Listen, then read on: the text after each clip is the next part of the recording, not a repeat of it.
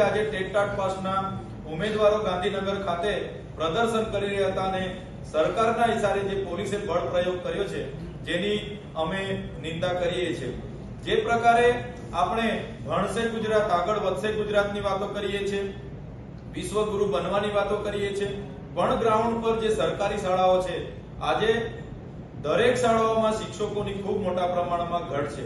આદિવાસી વિસ્તારો હોય કે મારો પોતાનો જિલ્લો, મારા જિલ્લામાં 93 શાળાઓ એક શિક્ષકથી ચાલે છે, દાહોદમાં 108 શાળાઓ એક શિક્ષકથી ચાલે છે, છોટાઉદેપુરમાં 100 થી વધારે શાળાઓ એક શિક્ષકથી ચાલે છે।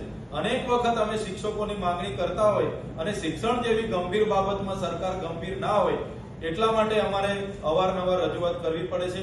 અમારી સરકાર પર એક જ માંગણી અને એક જ રજૂઆત છે, સરકાર ચાલુ ઉનાળા વેકેશન પહેલા 24,700 શિક્ષકોની ભરતીની પ્રક્રિયા તબક્કાવાર પૂરી કરીને તમામ વિસ્તારોમાં કાયમી શિક્ષકો મૂકે એ જ અમારી માંગ છે।